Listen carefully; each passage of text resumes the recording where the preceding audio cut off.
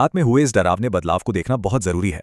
जामताड़ा 1.0 के वो दिन अब सच में पीछे छूट गए हैं, जब लोग अंधेरे कमरों में बैठकर मैनुअल तरीके से आपको फिशिंग कॉल्स किया करते थे।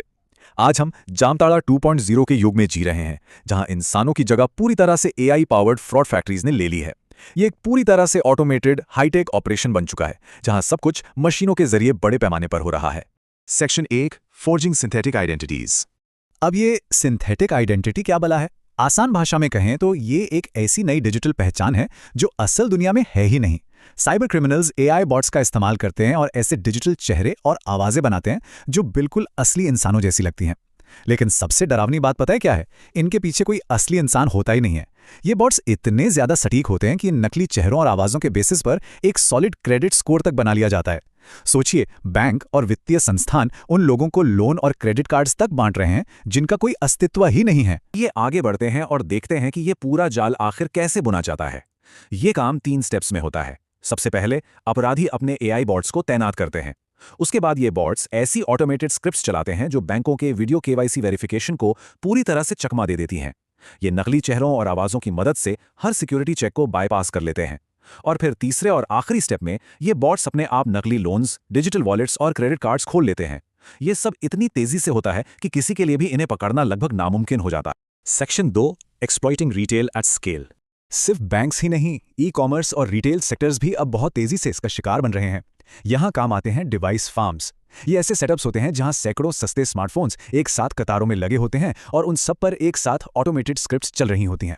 इन हजारों डिवाइसेस का इस्तेमाल करके ये ठग इंडस्ट्रियल स्केल पर स्कैम करते हैं। ये कंपनीज की रिटर्न पॉलिसीज का गलत फायदा उठाते हैं, जैसे नकली सामान वापस करके रिफंड्स ले लेना या फिर ई कॉमर्स प्लेटफॉर्म्स को नकली रेफरल से भर देना ताकि सारा कैशबैक लूटा जा सके। ये चोरियां सुनने में शायद छोटी लगें, लेकिन इंडस्ट्रियल स्केल पर होने की वजह से हर महीने ई कॉमर्स प्लेटफॉर्म्स को सैकड़ों करोड़ रुपए का चूना लग रहा है। Section 3 billions lost to cyber crime. 70,000 crore रुपए। जरा एक पल रुककर इस विशाल आंकड़े के बारे में सोचिए। ये कोई छोटी मोटी रकम नहीं है। ये वो अनुमानित रकम है जो हमारे देश ने साल 2025 से 2026 के बीच सिर्फ इन डीप फेक्स और जामताड़ा स्टाइल फ्रॉड्स में गंवा दी है। यह आर्थिक नुकसान इतना बड़ा है, इतना भयानक है कि इसने पूरे देश के वित्तीय ढांचे को सच में हिलाकर रख दिया है।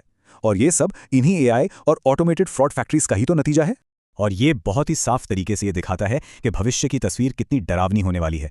जहां 2025-26 में ये नुकसान 70,000 करोड़ रुपए था, वहीं एक्सपर्ट्स ने चेतावनी दी है कि अगर इन चीज़ों को तुरंत नहीं रोका गया तो साल 2027 तक ये आंकड़ा 1 लाख करोड़ रुपए को भी पार कर जाएगा। बिल्कुल सही सुना आपने। ये सिर्फ कोई हवाई अनुमान नहीं है, बल्कि हमारे पूरे सिस्टम के लिए एक बहुत बड़ी चेतावनी है। Section 4 the counter offensive. अब जाहिर है प्रशासन हाथ पर हाथ धरे तो नहीं बैठा रहेगा। मई 2026 में ऑपरेशन ऑक्टोपस 2.0 नाम से एक बहुत बड़ा कदम उठाया गया। इस भारी कार्रवाई के दौरान कई जगहों पर छापेमारी हुई, 200 से ज्यादा गिरफ्तारियां हुईं, हजारों की संख्या में नकली सिम कार्ड्स जब्त किए गए और कई डीपफेक बनाने वाली किट्स को भी पकड़ा गया। लेकिन इन्वेस्टिगेटर्स भी एक कड़वी सच्चाई मानते हैं, वो ये क्रिमिनल नेटवर्क्स बहुत स्मार्ट हो चुके हैं। पुलिस कोई रेड करे या नया एक्शन ले, उससे कहीं ज्यादा तेजी से ये अपने काम करने के तरीके बदल लेते हैं। Section 5 the defensive AI shield.